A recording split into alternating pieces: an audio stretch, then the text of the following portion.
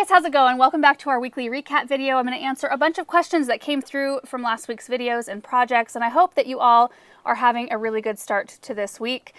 It's kind of drizzly and rainy and overcast here in Eastern Oregon, and for us that's a total gift. So I'm in a really good mood and I cannot wait to go outside and plant even in the rain. Oh, I'm so excited. Anyway, first video from last week, let's just start right in, was white annuals for our moon garden. So in that video, it was kind of like an unboxing, but not really. I didn't actually unbox the plants. I did want to do it that way, but the timing didn't work out. But I had them all sitting here on this table, and I just really wanted to share some of the plants that I'm planning on putting in my moon garden. And I am going heavy on annuals and also some vine crops just because I want to take my time picking out permanent plantings for that area. And annuals are a really great way to do that. So Anisha said, what is the background sound? Is it raining and windy outside? And I just saw that comment several times, and it was so windy that day.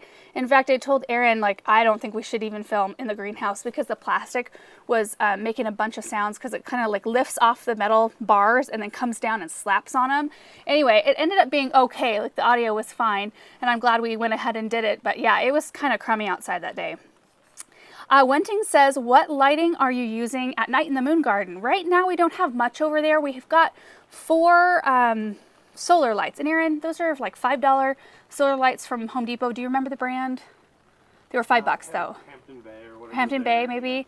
But yeah, they're just kind of like little cheap solar lights that work really well. So we have them pointing at the urns out there, and they last, like, they turn on right when it gets dark out, and they last till usually after midnight, which typically we're all in the house and stuff and not outside wandering in the garden at that point, so the lighting doesn't matter as much. But so far we've had really good luck with those, and we have those scattered around our whole garden. And we might do something a little bit different as the area starts to fill up, but we'll let you know when we do that. Arthur said, is it possible later on for a full moon night shot? It could influence many of us. And I do think that that would be incredibly powerful, because that's one of the reasons why we plant a moon garden, is to have it look beautiful at night and see those white blooms reflecting from the light of the moon. However, night photography is a talent and a skill that neither Erin or I feel like we possess. We will try to get a night shot as soon as that area kind of fills in this season and we feel like it's got a lot of white color in there. Right now it's just kind of minimal, but once it's a little bit more full, we'll see what we can do. Even if we could do like a night tour, I don't know how that would work out, but I do think that it would be helpful so that you guys can see like what I'm trying to go for in that garden. So I think that they are pouring concrete at one of the new builds there across the street from us. So that machine just turned on, that truck. I don't know how loud it is in my mic. Hopefully it's not distracting, but we're gonna keep going here. So Princess Julia said, how are you guys doing in this lockdown? So our area is actually not in lockdown. We're in phase 1 of reopening, and you have to understand our area is really small, very rural. We've had like under 15 cases, like 10 to 15 cases, no hospitalizations, no deaths, which I'm super thankful for. And I'm thankful too for our space in our garden. We, as you know, we work from home and make videos in our garden, so it hasn't affected our day-to-day a whole lot. So we're doing really well, and I hope you guys are too. Jesse said, Lori, here's what I think about the rules in the garden. Throw them out. Throw them way out. Gardens are a personal representation of us. That's the only rule we should follow. Otherwise, why do we work so hard? We love the process and we need to love the result. Everything you two do is beautiful. Thank you. Carry on. So much yes on that answer, Jesse, or that suggestion. In that video, I was talking about the Super Tunia latte and how it had like a dark colored throat and how it might be pushing it in terms of being a moon garden plant. But I'm going to use it anyway. And I don't know, I think that's such a good personal philosophy to have when you're setting out to make a garden, that I think it's easy to get bogged down and worry about making the wrong choice, or am I not, am I breaking the rule, or am I not doing this totally correct, like to how the professionals would do it. And I think it's just something we shouldn't worry about because it takes the joy out of it. It does for me anyway. So anyway, I just thought that was an awesome comment and I wanted to read it. Next video was planting our entryway containers. So that video I set out to do a lot more projects than I actually got done. We had a little, Benjamin woke up from his nap too early. I think he was just overtired. And anyway, so I went inside and comforted him and played with him for a little while, and then was able to kind of finish a little bit of stuff. Anyway, planted up the large entryway containers and I love them. Candy said, I love that you added the fern planting in the end, but I have to say I was so distracted by the garden in the background. Your property is so beautiful, and I'm sure you love sitting back and enjoying it. And that was a really sweet question. I did end up potting some ferns at the end, which I didn't think I was going to have time to do. As far as sitting back and enjoying it, I do have time to enjoy my garden. It's not usually sitting though. I usually like to make a cup of coffee in the evenings and just stroll. around the garden and just look at stuff and like think about new things I want to do or adjust.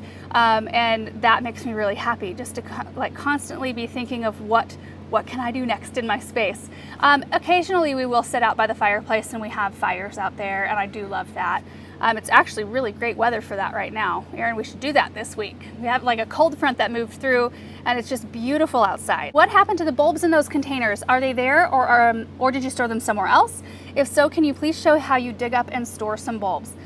So those containers were chock full of bulbs that I planted last fall, and they came up and bloomed so beautifully, and they looked like a bouquet. Like, it worked out so perfectly. The taller tulips in the center, then the daffodils, then shorter tulips, then I had mascari around the outside. That was just, it was such a pretty blend, and it was really fun because it was a lot of different colors. I planted a lot of bulbs in containers last year, and I honestly don't have time to get all of them planted out in my landscape. So I farm a lot of those out to family and friends that want them and that plant them in their landscape.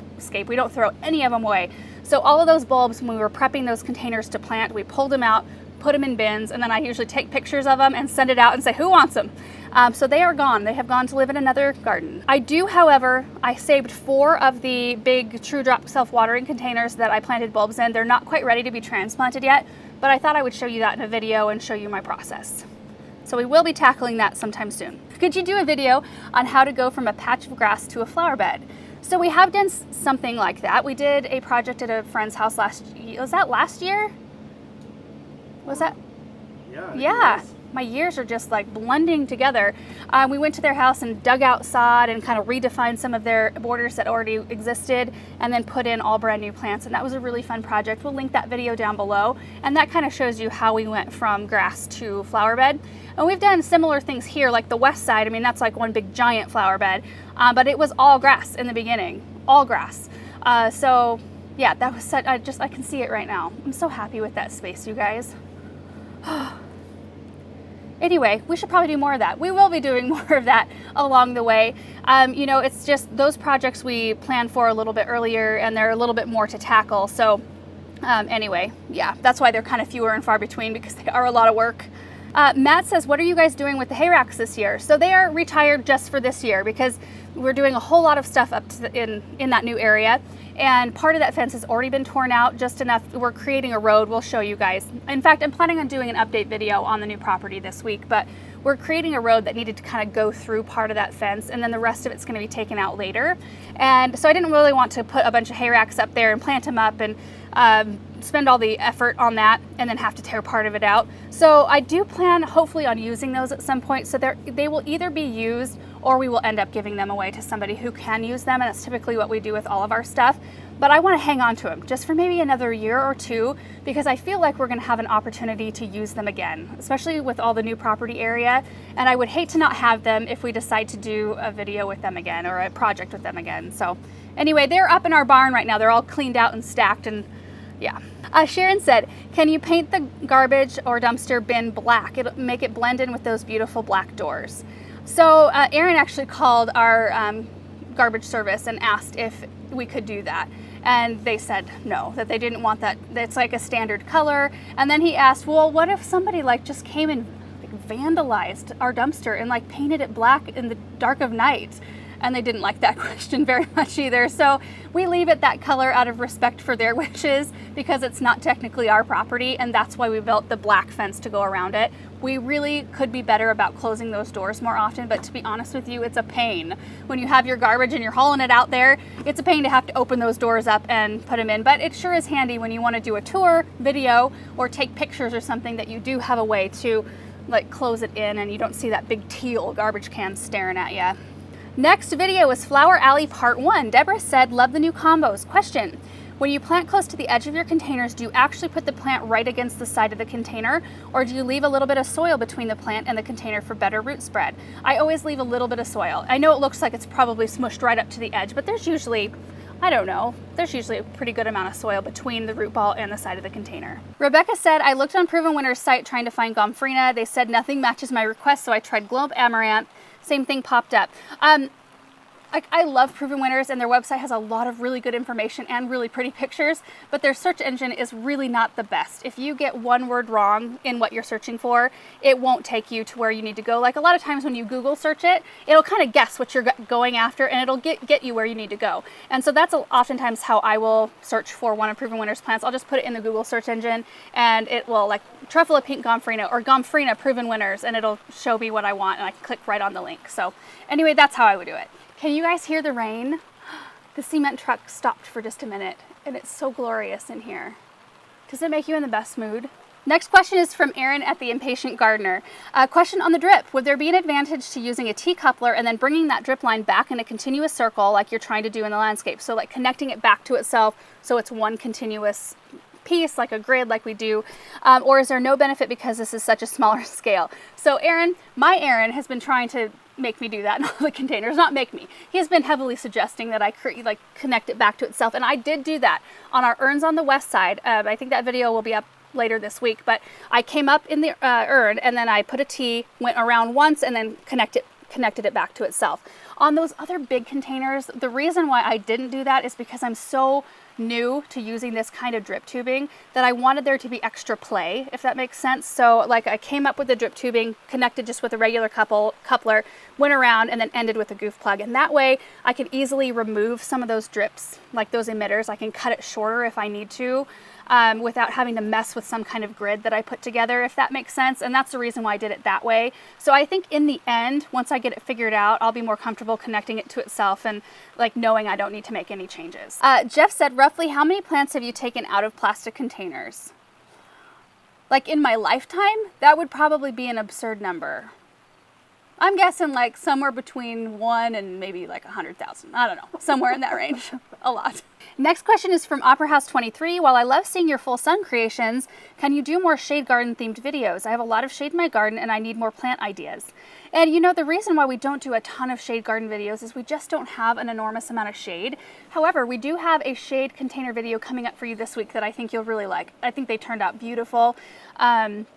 But I'm hoping over time, you know, we've been planting a lot of trees over the last few years, and I'm hoping over time we'll have more and more shade. I love shade gardens. So I will be happy for the day where I can do more shade projects to share with you guys. The next video was a vegetable garden tour. So in that video, I just gave you a tour through the vegetable garden. We talked about how it's laid out, what's growing there right now, and what my future plans are. And I was hoping that it would be helpful, especially to those of you who are just starting with vegetable gardening, because I know there's been a huge shift to that sort of thinking this year and growing your own food. So for those of you who are beginners, I was hoping it would be helpful, that you would see how we do it here. Also talked about how you don't need to have a specific space laid out to grow your stuff. You can pop things in flower beds as long as you've got the right light, which most food production requires 6 to 8+ hours of sunlight. As long as you have that, you can pop stuff in flower beds all over the place. And so I showed you that, what we've got going on, and you can take something as simple as lettuce, which is so inexpensive to grow, and you can make it something quite spectacular. I think so anyway. I think it looks beautiful where we have it planted in the garden. So Kathy said, oh, the rain is just really going for it now. Okay, Kathy said, can you talk about preventative bug treatment you do in the vegetable garden? And I don't do much for preventative. I only do anything when I see something. And I did see a little bit of aphid action this spring. We had some spinach and lettuce I planted last late summer, early fall. It was still in the garden this spring. We were still harvesting off of it. I noticed some aphids. So what I did, because that crop was about done anyway, and I have planted other lettuce elsewhere, I decided to just pull all of that up that was affected. I gave it to our chickens and they loved it. Got a nice little protein boost from all the aphids. But you know, when you pull stuff like that up, you know, little aphids fall on the ground and they will travel and try to find the next available plant, which I have broccoli right next to where that was planted. So what I did was I kind of scraped off the very top layer of soil where those were and just got rid of that. And then I sprinkled diatomaceous earth all over around the broccoli and kind of on the broccoli plants. And at that point, like, we had lots of dry days. We didn't have rain like this. Diatomaceous earth does not stand up to rain very well, but it's probably the least or the most benign thing you can do for aphids anyway, if you don't live in a really wet environment. And that took care of the problem. So oftentimes I just treat things as I see them come up. Suzanne said, what a beautiful garden. Can you share your fertilizer routine? I never know which crops I should be feeding, when to feed, and how much to give them. So typically I use the Biotone starter fertilizer anytime I start a brand new crop in that space. And you guys have seen me do it probably 100 times, like adding that in. This year I added in some new compost as well. So I knew that that soil was fully charged and ready for production or to grow nice things, and our garden's looking beautiful. And then typically I'll come in with garden tone or tomato tone like midway through the season, and I'll side dress my crops. Some I'll do more than once, like alliums, onions, and garlic are really heavy feeders, so I usually feed them twice, usually about the first part of this month and then usually in June, and then we harvest in July. So you know, those things, that's usually the only things that I fertilize more than once. Everything else I usually just give a mid-season feed, and they do really well. And you could use either or. I mean, you can get all the specific fertilizers you want, but let's say you have a bag of tomato tone. If you want to use that on your onions or your whatever else you're growing, definitely use it. Julie said, wait a minute, is that your new deer? Yes. We pulled the trigger and we did buy a tractor this spring. We intended to just wait, but the more we got into this new property project, the more we realized how dependent we are on other people to get things done. And while that is okay on some things like electricity and running proper water and all of that, like we're not DIYers to the point where we will tackle any of that stuff ourselves, and we would rather have professionals do it and do it the right way. And so we still are actually working with a lot of those different outfits to get things done out there. But when you want to move a pile of dirt, you know, or if we want to start a compost pile and have a really easy way to turn it, we just thought, you know, we don't want to have to call somebody every time we need to move, you know, something from one space to another. Or like Erin's been moving a little bit of gravel and filling in like weak or thin spots on our driveway, and we just couldn't do that before, not in any kind of efficient way. And you know what, this is funny because Erin and I, we deliberated for months over this purchase, and neither of us have suffered from any buyer's remorse, right? Like you haven't, not one time. We've used it so much. And the first time I was able to move pots and some big rocks that I wouldn't have been able to do by myself before, I felt like this is really good. Especially like we're looking to the future too. And as we do more projects, we don't want to use our bodies so hard that we are debilitated later on. So we're just trying to look at those things that will kind of, not future-proof, because we can't future-proof ourselves, but will help us out over the years. So we've been loving it. Benjamin loves it. Oh, he likes to wash it. Jazzy Marie said, I live in Oregon and I'm setting up our garden. I noticed the aphids are starting to get out of control. Do you have that problem? And so, like I said, diatomaceous earth works really well for us. If you live on the other side of Oregon, typically you're not having a lot of dry days. I like Rose RX. I have found that one really works. I know it says like rose in the title, but it is an insecticide, miticide, fungicide, and it's a natural spray. And it works really well on aphids. So that's what I've been using on anything else out in my garden, on roses as well as anything I see aphids on. Bridget says, do you leave strawberries in for the whole season? Yes, they are perennial in my area. I think they're usually like zone 4 or 5 to 9 or 10 or something like that. But we leave them in over winter and then they come back the next year. Mine are doing great in the garden. Andrea said, when should I stop pinching off the blossoms on my tomato plants so they grow a stronger root system? So typically the only time I pinch tomato blossoms is when I have them inside under grow light still, which I had to do that this winter. I had some little tiny tomatoes like producing blooms and wanting to produce fruit, and I didn't want that at that stage of the plant's growth because it takes a tremendous amount of energy away from root production and it sends it into fruit production instead, and I just didn't want that for my tiny plants. So I did pop blooms off on those, but once I put them out in the ground, I just let them go. And we do prune on ours pretty hard, so we do divert energy to the branches we want to create nice big fruit. Yeah, but I don't typically pinch blooms off once they're in the garden. And I don't fancy myself a tomato professional. I get quite a good crop every year, and I've learned some things over the years, still learning how to do things best. So I don't know, if you guys have different opinions or know something different than that, please leave me a comment down below. Connie said, where did you get your black arbor in your vegetable garden? And I can't remember, Erin, did we get that from Home Depot or Amazon? One of the two. I think it was one of the two, but I think Gardener's Supply might carry it now. Either way, we'll try to find a link and link it down below. It did come in redwood, just the natural finish, and we stained it black.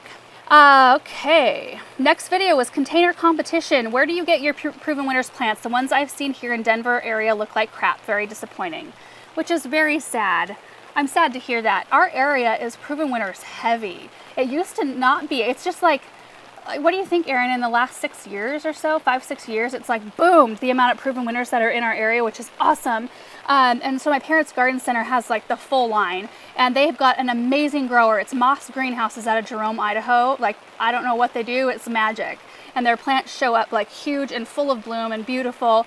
And I think they've got a retail center too, like Windsor's Nursery in Idaho Falls. Is that right? Yeah. So if you happen to be going down I-84, that's the one that goes by them too, right? And want to stop in there or at my parents' garden center, you can find them. But there's some 10 minutes down the road, there's another nursery that's got a whole bunch. And then 30 minutes down the road, there's one that's nothing but proven winners.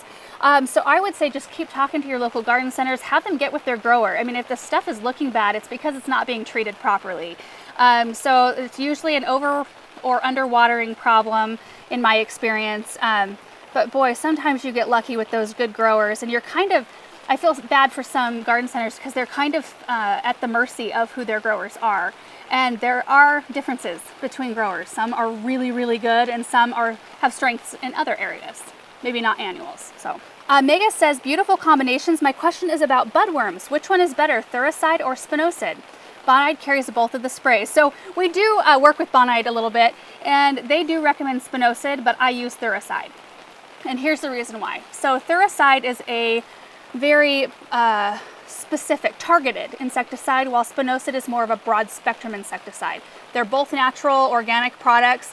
The BT or Thuricide is a bacteria that's naturally found in the soil. The caterpillars ingest it and then they die, but it doesn't target honey. It's safe for honeybees and all of that. So you can use it a little bit more freely without worrying about hurting anything else. With Spinosad, which I still use that for other things, you just need to use that at the specific time of day while your other pollinators or beneficials are out. That seems so loud. I feel like I'm going to have to start shouting over the rain. Front Royal says, just curious, those roots look root bound, so why didn't I break up the roots so that it can root out better? You know, it's really interesting. I've learned a lot in the last 5 years. We've gotten to know a lot of growers in the industry, and on annuals in particular, breaking up the root system is far less necessary than I once thought. In fact, I think you're more likely to do more damage to the plant by breaking up the root system than by just leaving it alone. So when you see me plant things, you'll see a lot of the root balls just go in just how they came out of the plant can. Unless they're severely root bound, like some annual grasses get fairly root bound the longer they're in their can, and I will break up the roots on those. In fact, I did. In our container competition video, I was planting a grass and I ripped the bottom of those roots up because they were really circling and really bound on the bottom. And even with shrubs and trees like that, you really don't want to do a whole lot of teasing unless they're root bound. Colleen said, what are the red shrubs in the background? They're very striking in that landscape. There's some variety of barberry, and I don't know what variety. Sorry. Suzanne said, shoot, I was hoping to see an update on the entrance shrubs and bulbs that you planted at the church last year. How do they look? We will show you at some point. Of course, we missed the bulbs because that's when everything, you know, is still closed. Everything still is closed, slowly opening back up at the moment. But so we missed the bloom time. But my mother-in-law, you know, my father-in-law is a pastor there, so they would go down to, you know, film services to put online. And so she was telling me and kind of giving me reports on how the bulbs were doing. And she said they came up in a perfect wave of color. So it started early with the hyacinths and daffodils, and then the tulips came in, and she said it was a really beautiful show. So hopefully they come up as strong next year and we can show you that, but we will tour you through that this year. We may even add in some annuals or something like that at some point. I know we'll go down and do the pots though. We'll replant those. Lisa said, you mentioned at the beginning that you had some pots you were going to take bulbs out of and put in the landscape. Any chance you can show us how you do that? I just mentioned that, yes. I've got 4 containers. I don't know if you can even, I don't know if you can see them. They're probably pretty shrouded. They're back behind the greenhouse right now, and I'm just waiting for the bulb foliage to die down enough for them to be ready, but I will show you. And then the last question from that video was from the plant channel. First off, I love it when you and Erin do planter videos. My question is for you. My question is, do you guys do all your editing, or do you have another person edit for you? So I think I've mentioned it before, but we do have a guy named Ken who does the vast majority of our editing now. So, you know, we put out 7 videos a week at this point, which is a tremendous amount of work, and there's no way that we could do that without help. And we've learned over the years, and I'm super thankful that we are in a position where we can get help with those things where, you know, we don't necessarily need to be doing it. It allows Erin and I more time to do more projects and more filming outside. But there's just no way. There's no way that we could do all of it. And I see comments like, you know, I can't believe you're Wonder Woman, you're, you know, keeping up with the garden, you're a wife, you're a mom, your house looks gorgeous, blah, blah, blah. I see those comments, which are really, really sweet, but I just want you to know that it's not all me. We have a lot of good help, and we've realized those areas that we don't necessarily need to be doing it ourselves. If we can hire somebody who's either really good at that or somebody who can alleviate that task from our list of tasks, then we try to do that as much as possible so that we can do as much of this as we can and work on more projects and things like that. So anyway, what you see in videos and on Instagram from anybody, it's an edited version of their life. It's only a very tiny view of what's going on, and yeah, just know that. So like when you're going about your day and you feel like, oh, I wish I was doing as many projects, or I wish that this could look like that or whatever, nobody can do it all. That's all I want to say. Oh, and then the last thing from that video I want to talk about was the pot mover that we used, because there were a couple questions about that. So Potwheelz is the brand of that pot mover that we were using. They sent out, they've got 3 of them. There's like a red one, which is like homeowner version. There's a green one, which is like a little beefier. And then the blue one, which we were using. So Potwheelz a couple years ago sent us out the green one. And we used it. It worked pretty well here on our gravel, but we ended up overtaxing it. We put way too much weight on it. I think the weight limit was 400 pounds, and we put a really heavy pot that was full of wet soil on it, thinking we could move it, because we did move it empty, but we didn't account for that wet soil in there, and it just bent the handle. So we decided at that point to invest in the bigger one, because it did come in handy, even though there were a couple things I didn't even like about that one. The way that and I don't like to really be negative about stuff, but we've talked about it and showed them enough that I want you guys to be aware, if you decide to invest in something like this, what the drawbacks might be. So first off, the green one did work for what we needed it to do in the end. It moved pots around for us. The way that the landing, like where you put the pots on it, it faces down. So it doesn't like scoop your pot up in a nice way. Like you have to pull the pot up on it, which always felt really awkward. And then the handle like bows out, so it pops your pot out to where you can't even nest it back where it needs to go. I mean, it did the job and it moved stuff around. It was just shaped really weird in my mind. The blue one is expensive, and we thought, well, we do a lot of pot moving, so it'd be a good investment for us. And we ended up leaving it at the church, because I think you need to have a very specific set of circumstances to use that. One, it's way too tall for me. And then it doesn't work on gravel very well, and it has the same like handle issue, shaped weird. I mean, it still moves stuff around. You saw Aaron moving the pot around, so it did the job. But like here, I can't even use it because I can't drag it through the gravel. It's shaped too weird for me. So anyway, there you go. There's my review of those 2 things. We will link both of them down below. They both did the job. I think the blue one would work in a very commercial, like everything's concrete, smooth floors sort of situation. But we still I feel like there's an opening in the market, and maybe Potwheelz will figure it out and get something that's like shaped perfectly or whatever. Maybe they'll be the ones, or maybe it'll be someone else. But we have never found a pot mover that's perfect.